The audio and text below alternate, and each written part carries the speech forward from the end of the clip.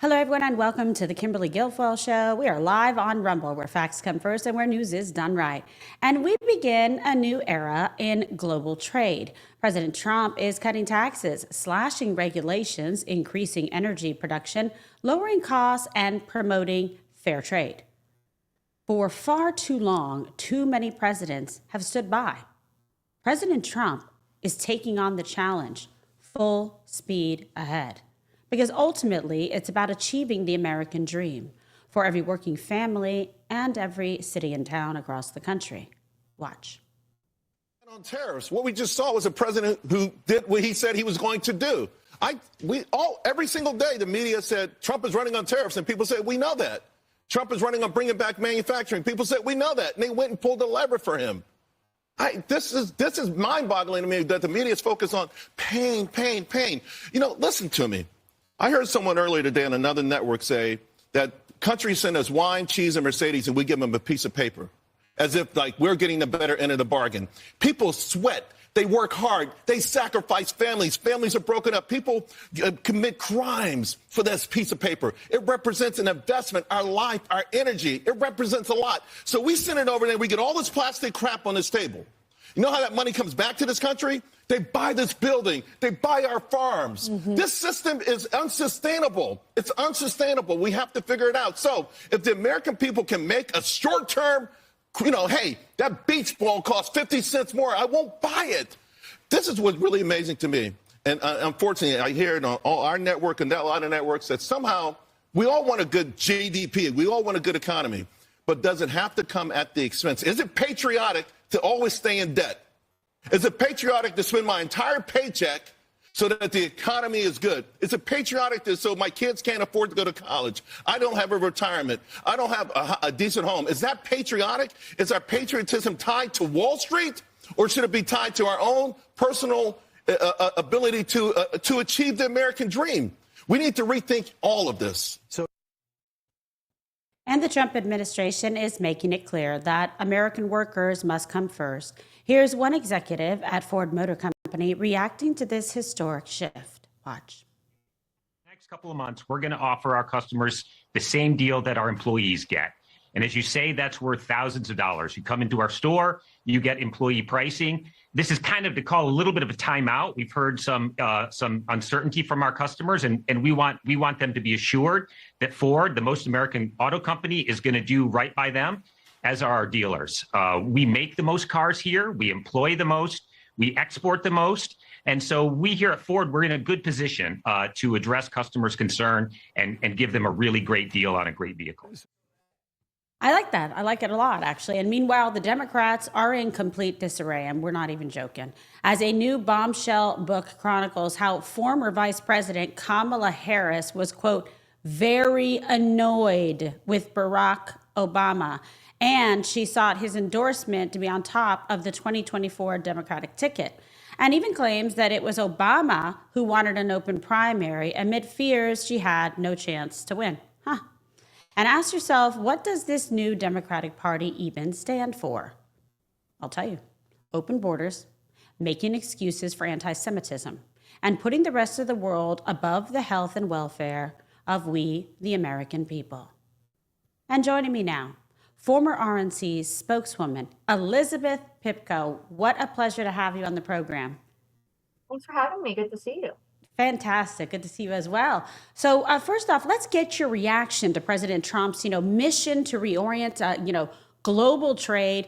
What does it mean for Americans, all across this country who showed up to support the president in November? I like that you played that clip of Charles Payne in your intro. I think the fact that the media is trying to spin this into something that it's not is almost laughable at this point. The fact is Donald Trump ran with a campaign that people paid attention to. And he ran during a time when not only the commander-in-chief, but also Kamala Harris was running against him, was basically hiding from the American people. So not only was Donald Trump running a campaign, he was really the only person in the media every single day talking about the future of this country. Every single promise that he made on the campaign trail, I know he plans to keep in the White House. He spoke about tariffs on the campaign trail, he spoke about putting Correct. America first, and he spoke about changing the status quo with how things are done in this country in regards to how other countries treat us. The fact is, nothing that he's doing is new. It's what he's been talking about, not just for the last few years, but for his entire career. The American people voted for him for a reason. They're actually excited about this, and the media cannot spin it no matter how hard they try. No, absolutely. And it's very consistent. I love that you point that out. This is a man who told this to American people: if you elect me, this is what you can count on. This is what I believe in. This is what I intend and will do. And in fact, just that has happened. And it really is showing, a divide, I believe, in the priorities between the president and the other side, quite frankly, because this is an effort to reverse decades of damage, Elizabeth, that have been done to workers.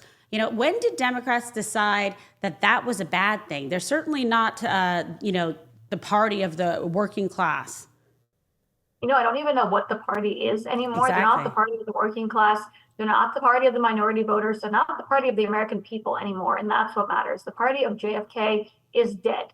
It has been on a decline for many, many years. But when Donald Trump ran in 2015, he put that final nail in the coffin, and he showed the American people what has happened to this party. It's actually really sad. You and I, we might stand on this side of the aisle, we might support Donald Trump, but I know that you want a strong country. I want a strong country, and we want two parties that actually stand for the American people. Even if we might think solutions look different, we want them to be supportive of the people of this country. And the Democrats do not support the American people. They do not support the American worker. They have lost their way. The only thing they stand for right now is enriching their own pockets and trying to harm Donald Trump. That is all that they have left. It has become so sad to watch. And I mean, it's entertaining knowing that the future is on the line and that they have no clue what to do in 2028 or 2032, whereas Donald Trump actually put us on the road to many, many successes. He set a precedent, and he also put out a winning recipe for people to follow. So I know Republicans know exactly what to do and what the American people are looking for. The Democrats actually only know the opposite.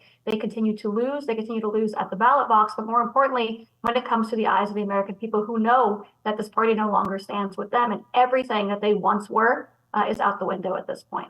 Okay, and on every issue, we are seeing, truly how destructive the Democrat policies really are, and it's quite disturbing, especially on the issue of anti-Semitism and dangerous pro-Hamas rhetoric. How would you lay out this issue, what it means for this country, and how the Trump administration is handling it? Yeah, so I talked about anti-Semitism quite a bit these last few years, but I also was a strong advocate for Donald Trump, obviously, and people never understood where I was coming from. Obviously, he's faced many false accusations of anti-Semitism, but more than that, he's obviously trying to be the leader of the free world, the leader of the American people. And I've tried to explain to the rest of the world as I advocated for President Trump, you don't have to be a Jew to want to stand up against anti-Semitism. You don't have to be a Jew to want to stand up for Israel or against terrorists. Donald Trump understands what our enemies look like. He understands who they are. He doesn't support Israel because he feels he has to as a Republican or for the Jewish vote or any other pathetic political reason. He supports Israel and stands up against terrorists because Israel's enemies are our enemies, the United States of America. He also knows what anti-Semitism represents. And when anti-Semitism festers in a country, it means more dangers are coming. It means socialism is entering, communism, all these dangerous things. It does not mean that society is doing well when this kind of danger is on the rise, especially with young people. Look at our college campuses. No one that loves this country believes what's going on there is good. You don't have to be a Jew to be concerned when the younger generation is marching with the flags of terrorist groups and burning the American flag. President Trump saw these dangers many years ago. He called it out. Nobody understood where he was coming from. They called him a racist, and now look where we are. People are begging for him to come in and not just save this country, but save the entire world from these threats. You're absolutely right, and I think he's been very proactive, very consistent again with his rhetoric. Well, by the way, with his first term as president, with his rhetoric on the campaign trail, the promises to the American people, and now delivering on it in a very serious way so the rest of the world sees it. And I think it's incredibly important. Anti-Semitism should not be tolerated. And it's not just a Jewish or Israel issue. It should be an every American issue to make sure. And I always point out to everybody throughout history, we have had one of the strongest, best allies in Israel that we could ever hope for, and really in a very serious geopolitical region of the world. And without Israel, the United States is at risk.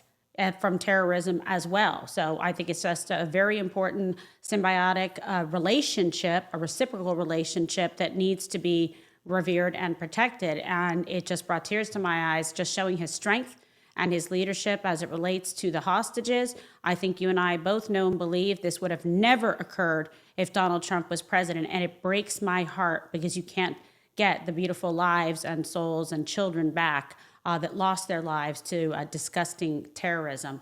I'll let you comment on that, and I have another question for you. Yeah, no, you're 100% right. I, of course, don't believe October 7th would have happened, but more importantly, if some attack had happened, I know that October 8th would have looked very different, right? Donald Trump would not have stood up like Joe Biden did and sat back as not only our allies suffered, but also dozens of Americans who were slaughtered on October 7th in Israel, right? The fact is, this does not just impact Israel, it impacted Americans as well. And you can remove the fact that Israel is one of our strongest allies and just focus on the kind of attack that this was on American lives. And I know Donald Trump would have wanted to put a stop to this terrorist group. The fact is, Joe Biden sat there not only with no response to October 7th, but with no response to the American lives that were still held.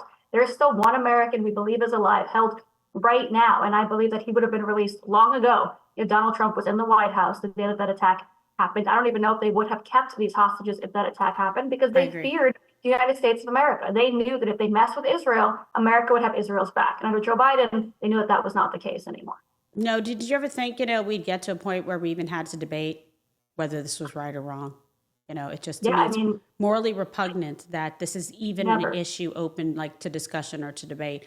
It does shock the conscience, doesn't it? Yeah, it's just a weird feeling. There's people on TV on every channel talking about these college campus protesters and, actually debating if it's good or bad that they're holding the flags of terrorist groups. It's especially painful when you're seeing them in New York, holding those flags, knowing 9/11 happened. I mean, maybe they're a little too young to realize, but it was in my lifetime. And knowing that they're holding those flags, marching in those same streets that felt that terrorist attack, and basically inviting another one because they stand with every other group but their home country. To me, it's just now reflecting and looking back, but what do you think now going forward are the next steps when it comes, to higher education in this issue? Because this is something that's very troublesome to me. It is. Look, I think it's almost comical that Donald Trump, wanting to dismantle the Department of Education, got more negative coverage than what's happened in our universities thus far to cause that reaction from him. The fact is, nobody batted an eye when these campus protests were going on, except for Donald Trump, who was running for office. Joe Biden and Kamala Harris allowed it to happen. They knew that Jewish students were being terrorized. They knew that any student that wanted to go to class and avoid these protesters, they were being terrorized as well. They knew that they were being taught these dangerous materials on our federally funded college campuses. They knew that students were going there and leaving with blue hair, Hamas uniforms on and this really dangerous ideology. They knew this was going on U.S. soil, and they did nothing about it. They also knew that our adversaries were funding these universities, and they did nothing about it. So I think it's comical people have a problem with Donald Trump wanting to revamp our education system, which I would say desperately needs a change. And I can only hope that what happened on October 7th and what happened in the days following was a wake-up call, the kind of wake-up call that people now are going to understand means that we have to break everything down and rebuild it from the ground up, because we can no longer have these young minds, the minds of our future, going in and being taught this ideology that America is bad and that these terrorist groups are our allies, because we don't know what's going to happen in the future. These are the next generation of leaders, and they're being taught this horrible material by people that our government are funding. It's our really, really huge problem. And I really think the best way to rebuild it is to break everything down and start over. And thank God for Donald Trump doing just that. Absolutely. And even among themselves, Democrats are divided. A new book claims that Obama wanted, now you heard about this, an open primary. I never believed that Kamala could actually win. Turns out that was quite prophetic. What's your reaction? Look, Donald Trump was a once-in-a-lifetime candidate. I think for the Democrats, Barack Obama was also that once-in-a-lifetime candidate. I mean, who could fill an arena like Donald Trump can? Really only Barack Obama. He knows what it takes to actually win fair and square and to have that support. And I can guarantee you, he was going around the country saying she doesn't have it. He knew what was going on. He also probably knew about some issues Joe Biden had when he served as his own vice president. He knew exactly what was going on. He knew exactly what people were thinking, because he knew that when he walked out to support Kamala Harris, he couldn't fill an arena himself anymore because he was standing up for her, her policies, and her track record. So I don't think it's a surprise. I think it's almost funny that they lost their last remaining star, right? All they really had was Barack Obama. But the fact is, he was not blind to the situation in front of him. And he knows, if anyone knows from the Democrats of the last 10, 20, 30 years, what it means to be popular. And he knew for a fact that Kamala Harris did not have that. No, you're right about that. And let's talk about the impact that all this could have, on 2028. And how can Republicans best position themselves in the upcoming midterms, which are hugely important, especially with narrow majorities, and looking forward beyond then? Yeah, so people talk about it all the time, right? They say that things change when Donald Trump's name is not on the ballot. I hope people understand, even though his name might not be on the ballot, his policies are. The future of his administration is on that ballot because he has years to go after the midterms, and he needs to have people in place to help him to put those policies forward. The policies that he ran on, the policies that are popular, and the policies that helped him win the presidency. The fact is, Donald Trump is no longer running, right? He's the president of the United States. But without a strong victory for the Republican side in those midterms, he cannot be successful. At the same time, the reason he was as successful as he was is because the Democrats are a giant failure. All of their policies have failed us. Everything that they support, they can only find a tiny, maybe slim majority on Twitter that actually supports them. And if the average everyday American is able to go out and vote and is able to take the day off, take the time, know what is on the ballot, I'm very confident Donald Trump will be very successful. Yeah, I hope so. I mean, this is hugely important, and you've highlighted that because we need Donald Trump to be able to continue to execute and fulfill his promises, and we need good majorities to do that as well. Let's talk about your time, as RNC spokeswoman, where you did a phenomenal job. Great choice, and under Laura and Michael Watley. What are the keys to messaging at this point as you see them with, a little bit of juxtaposition from then till now? Yeah, so it's a good question, obviously, because times are changing so much. And I think so many people are now realizing that what used to work in elections no longer works.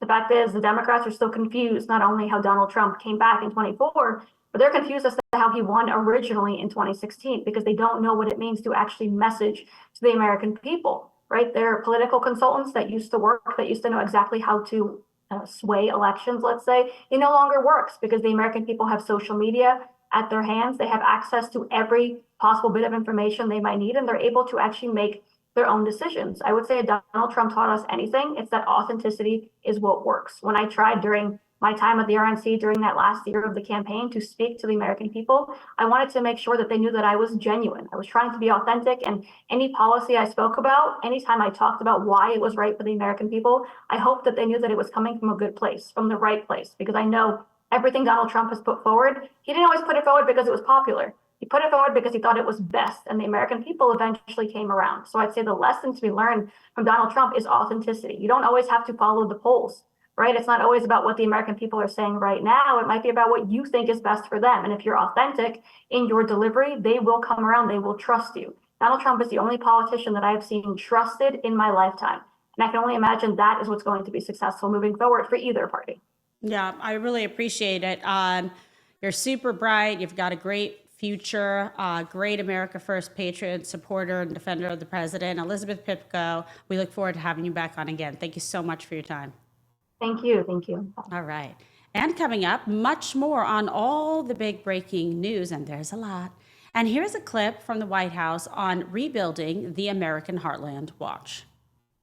Will sign a historic executive order instituting reciprocal tariffs on countries throughout the world. We will supercharge our domestic industrial base. We will pry open foreign markets and break down foreign trade barriers. More production at home will mean stronger competition and lower prices. From this day on, we're not going to let anyone tell us that American workers and families cannot have the future that they deserve. We're going to produce the cars and ships, chips, airplanes, minerals, and medicines that we need right here in America. We're going to build our future with American hands, with American heart. This will be indeed the golden age of America.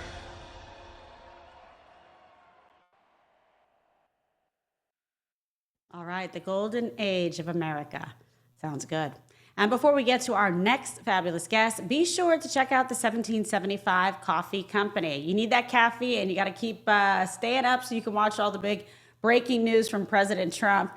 And we talk about it all the time. Don't compromise on taste. Don't compromise on quality or on your values. And 1775 coffee is brewed to perfection. It is crafted with precision, and it is built, importantly, on patriotism. The farm to cup process means there is quality, authenticity, and sustainability from start to finish. All the beans are ethically and exclusively single sourced. So why not? Please try 1775 coffee today. Go to 1775coffee.com/KG for 15%. That's a good discount off of your first order. Now, yesterday, Vice President Vance laid out just what's at stake in combating unfair trade and why, if we don't do something now, it will only get much, much worse. Watch. An economy that rewards people who ship American jobs overseas and raises taxes on American workers, and we're flipping that on its head. We're going to cut taxes for American workers and for American companies that build here. We're going to make it harder to ship American jobs overseas. It's a total shift in the way that we've done economic policy in the United States of America, but it was necessary. So, yeah, we're going to cut your taxes. You're going to have more money in your pocket, and that's, of course, going to help you deal with the cost of inflation, but that's not about offsetting the tariffs. They work together. We want to penalize people for shipping our jobs overseas. We want to reward hardworking Americans. And joining me now, President and Executive Editor of the Daily Signal, Rob Bluey. Thank you so much for being on the program. Hi, Kimberly. It's great to see you. All right, you too. So let's talk about sort of get your big picture reaction to President Trump's mission to reorient global trade. You know, what is at stake here? Well, there's so much at stake, frankly, because the United States has been at a disadvantage, and we've been taken advantage of by foreign countries for a number of decades. As you've observed, I mean, go to any community across this country, and you see the hollowed out factories and the loss of manufacturing jobs. As J.D. Vance was just saying in that interview, you have a situation where Americans don't really have the opportunities that existed for prior generations. And I think what Donald Trump, ever since 2015, when he first started talking about the policies he wanted to enact, and even before that, we're seeing these clips go around from his appearance on the Oprah Winfrey Show, I think dating back to the 1980s, has indicated that this imbalance that we see in trade between the United States and other countries is unsustainable. We now have a massive trade imbalance, over $1 trillion. We have so many problems that we need to address here in our own country, and I think a lot of that could be solved with an investment of many companies here in good-paying American jobs. And I think that's ultimately what President Trump wants to leave the American people at the end of his 4 years in office. Yeah, that's for sure. And the Vice President, J.D. Vance, said essentially, you know, we've got to reverse decades, which is really true, of failed policies and decline. It's not like you can snap your fingers and do it overnight, but Trump's trying to make that happen. You know, what is the historical context here for our viewers?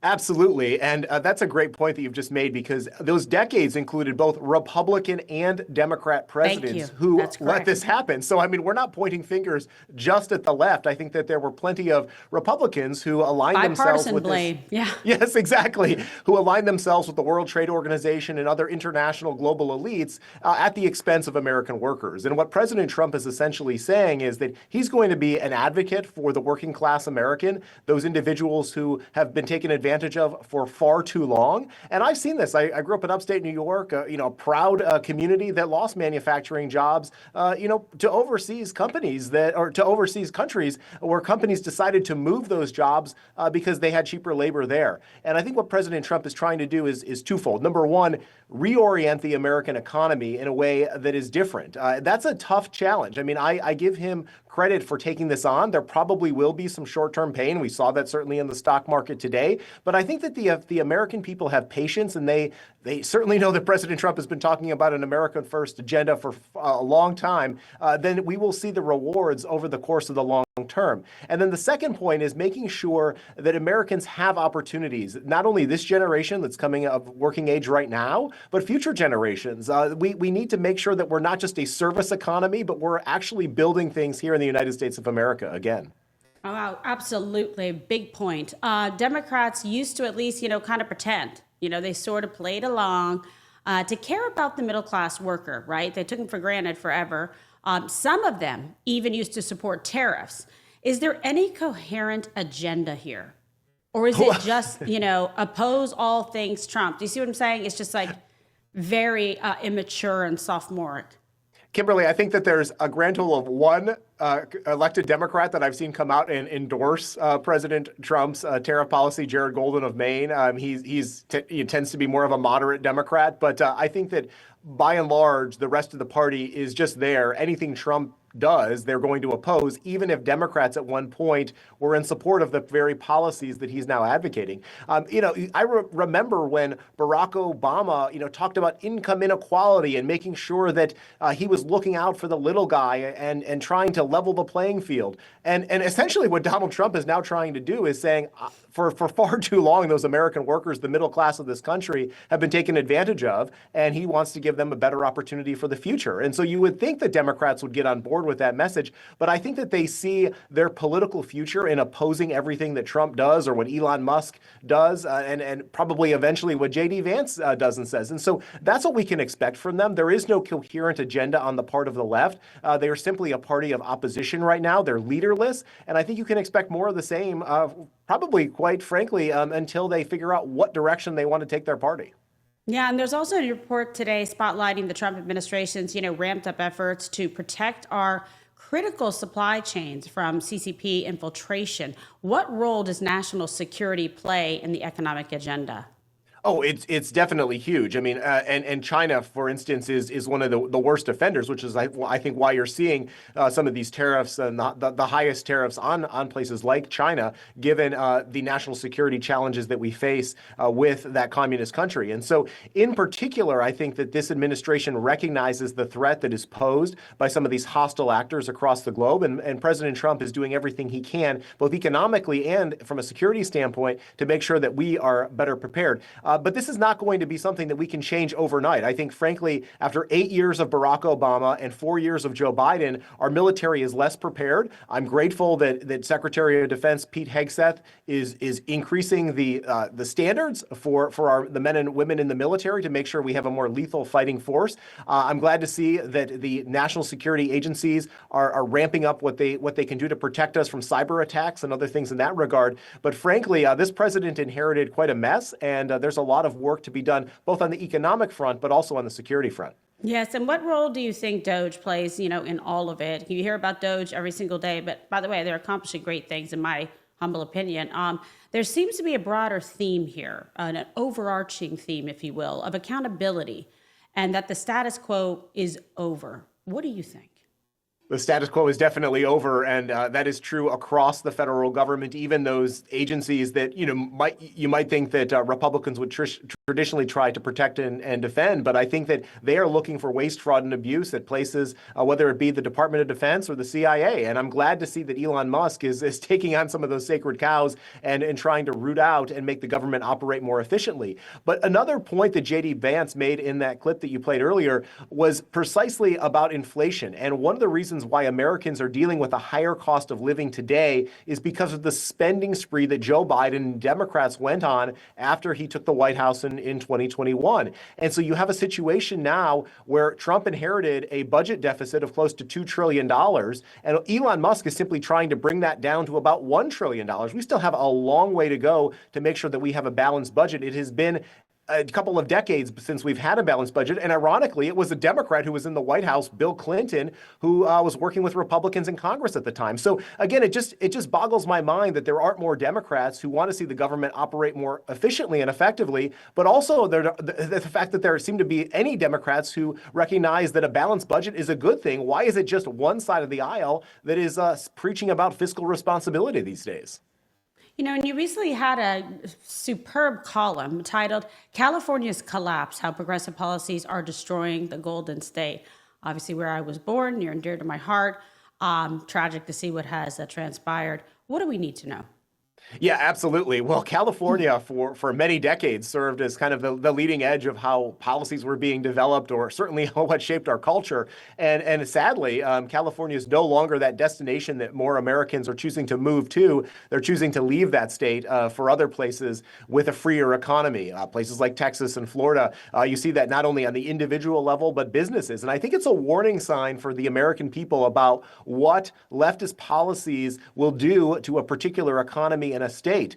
Victor Davis Hanson, who's a contributor to the Daily Signal, also is from California. He talks about the impact that he sees almost on a daily basis, and whether it's in the form of rationing energy production, whether it's in the form of not utilizing the natural resources, the restrictions on water usage, but ultimately, I mean, you can combine all of those energy policies, those anti-energy policies in California, and then you can couple that with high taxes, the fact that people can't afford housing. That it's no wonder that people are leaving the state. And so I think that the American people need to understand that if political leaders coming out of California, like a Kamala Harris, were to be on the national stage again, they can expect more of this for all of their states, not just for California. Oh God, why did my team do this?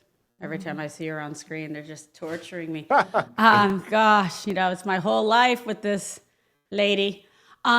So it's all fascinating to me too, and especially coming from the Bay Area and spending so much time as well in Silicon Valley and with so many of these, people that are investors in it, et cetera, tech guys. What do you make of some of the people in Silicon Valley now currently expressing support for MAGA, for President Trump, for America First? Do you buy it? Well, there are some, yes, who I think are genuine and sincere, and I think that like those, for instance, who are part of the All In podcast, and certainly Elon Musk and others who've come from Silicon Valley in the past, I do think that their loyalty is probably with President Trump. But I would proceed with some caution when it comes to people like Mark Zuckerberg. I think we need to make sure that we're doing the trust but verify here. We at the Daily Signal have experienced the suppression of our own content on platforms like Facebook. So before I'm willing to get behind Mark Zuckerberg and this change of attitude that he's had at Facebook, I think that we need to make sure that he's not going to just flip again when it's politically convenient for him. And so I think it was a good thing that you had those 5 tech executives there at the inauguration expressing their support for Donald Trump. And obviously in the case of somebody like a Jeff Bezos, he's changed the Washington Post editorial page over the objections of many of the employees at that newspaper. But we need to see more, Kimberly. And I think that that's why I'm not quite ready to fully get on board with what they're saying until I see the actions actually play out. And we're approaching, believe it or not, it's gone by very quickly. The first 100 days, it's like the biggest accomplishments. What are your benchmarks for the next 100? Like, what would you like to see happen next? Well, I think we're on about day 75, so there's still some time in this first 100 days for the House and the Senate to get a budget reconciliation bill to President Trump to sign. This is effectively how Trump is going to carry out some of the big promises that he's made, whether it be on immigration, tax cuts, energy production, military, spending and readiness. So I don't know if they'll be able to get it done by that Easter deadline that they've been talking about, but certainly, Kimberly, I would hope that by Memorial Day, you have that big piece of legislation, as President Trump calls it, the one big beautiful bill, because I think that there's an important lesson from President Trump's first term. When it took the House and the Senate until the end of 2017 to pass those tax cuts, we didn't really start seeing the effects of those tax cuts until after the midterm elections in 2018, and that certainly didn't help Republicans, because by the time Americans started to feel the positive effects of the economy, it was too late. The Democrats had taken control of Congress, and they certainly stymied the president for the latter half of that first term. And so I think President Trump, over the course of that second 100 days, really needs to start to implement these policies, but he's dependent on Congress to get the job done.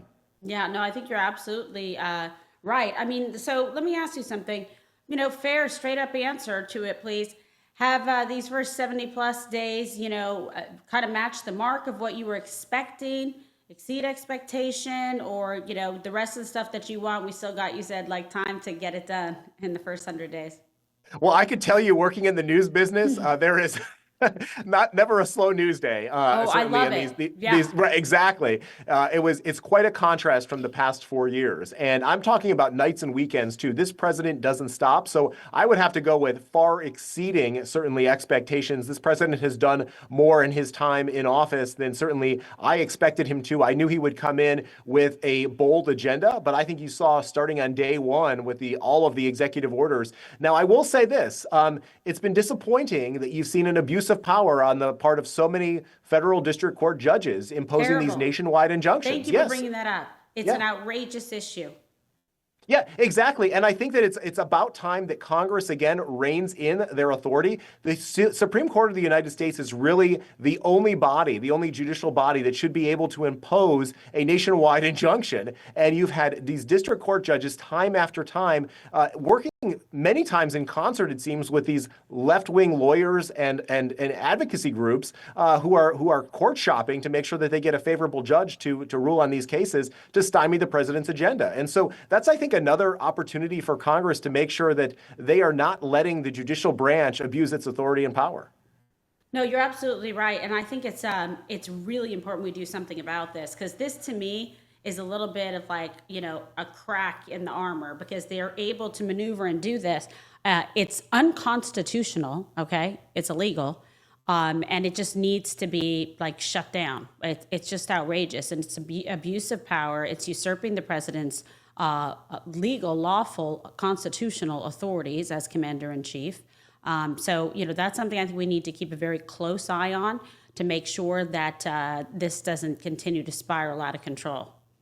Kimberly, and it's issues like whether or not he can fire or lay off members of the executive branch. Can you imagine a corporate CEO who didn't have the ability to make decisions for how to run their business? Essentially, that's what President Trump is. He's the head of the executive branch. He is deciding that if he wants to reorganize certain federal agencies and departments, that a federal judge in some district is telling him he can't do so. So I think it's just outrageous, the authority that they claim to have here. And I'm hopeful that over the course of these coming weeks, not only will the Trump administration prevail in some of these court cases as they move up to the appellate or Supreme Court level, but that the legislative branch will step in and clarify their role. Yeah, absolutely. I hope so. I think we need some clarification on that. And I'm going to ask you a quick question too, because I'm curious, and I talked about it with my previous guest. But give me sort of your take a little bit on, midterms and everything, because I'm worried about it, because I want to make sure that we maintain these very critical majorities to help President Trump. Sure. Well, I think we've had mixed results so far, right? There was a special election in Pennsylvania's 36th state Senate district that the Democrats won. That was traditionally held by a Republican. Obviously, Wisconsin went to the Democrat Supreme Court candidate, a disappointing loss there. And at the same time, Republicans prevailed in Florida, and Democrats poured a lot of money into that 6th district in Florida, and then they obviously, came out as losers.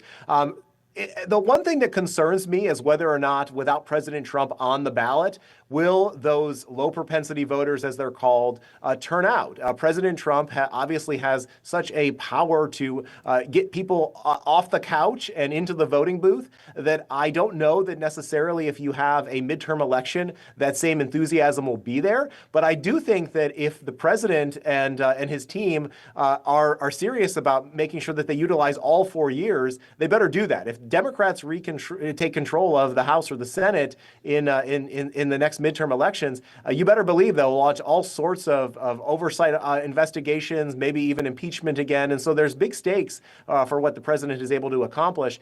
And so it's really about the ground game. I think making sure that the president's team turns out those voters who showed up in 2024, and whether or not the Democrats have this motivation or enthusiasm. And if they remain leaderless, or they certainly go on the hard left direction of a Bernie Sanders or AOC, that could be a turnoff for some of those independent voters as well. No, I think you're absolutely right about that. So it's very critical. It was disappointing, I'll be honest.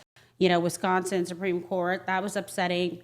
PA was upsetting. And so there is a real concern that there's some, kind of like, lessened enthusiasm to turn out to vote if President Trump's not on the ballot. But we have to pretend like he is. That's the whole point. So people need to wake up. Maybe they took some of those seats per se for granted And you just can't do that. Every day of the game is too important. But you're a huge talent. We really love you. We love the Daily Signal. Thank you. Tell everyone where they can find you, follow you, get your materials, everything that you've written. So good. Take it away, Rob. Sure. Well, you can follow me on X at Robert Bluey, or certainly the Daily Signal on X. Subscribe to our newsletters. We love communicating directly with the American people and breaking up that monopoly that's here in Washington, D.C. In the press corps. And so we hope that your viewers, view us as an alternative to some of those establishment places. And Kimberly, we have great news. We have reporters now roaming the halls of Congress and a White House correspondent, thanks to President Trump and his team. So we're starting to break down some of those barriers that existed for us in the past. So good to see it. I'm like, yes, fantastic. Because now finally we can break through the fake news and get to the fact. All right, Rob Bluey, fabulous job. Truly a pleasure. I appreciate you making the time today to be on the show, and look forward to having you on again real soon. Thanks, Kimberly. I appreciate it. All right, be good. And my closing remarks are just ahead. But first, free speech is under attack every single day. But Rumble refuses to back down. We have always believed in empowering independent voices, and now Rumble is taking that issue to the next level. We are excited to offer Rumble Premium. It is a completely ad-free experience with exclusive benefits for viewers and for the creators. And it's more than a subscription. It is a stand for free speech. Your voice matters. Join Rumble Premium today. For a limited time, you can get $10 off an annual plan using promo code KG10. So just visit rumble.com/premium/KG10 and you can claim your discount today. Again, that's rumble.com/premium/KG10. 10 off, honey. In closing, you remember that reversing decades of decline, it won't happen overnight, but it will happen sooner than you might expect. President Trump is putting American workers first and putting this nation's success at the top of his to-do list. And we are entering a new age of government where the American people come first, not swampy special interests. So thank you so much for joining us today. Please be sure to download the Rumble app, subscribe to my channel, turn on notifications, like and share, and tell all of your friends so they know exactly where to find us. And please also be sure to follow me across all platforms: X, Truth Social, Facebook, Instagram, and TikTok. Stay tuned to Rumble for all the latest breaking news coverage. Please don't miss Don Jr.'s Big Show at 6 p.m. Eastern. I hope you have a great rest of the day, and I look forward to talking to you all again very soon. God bless.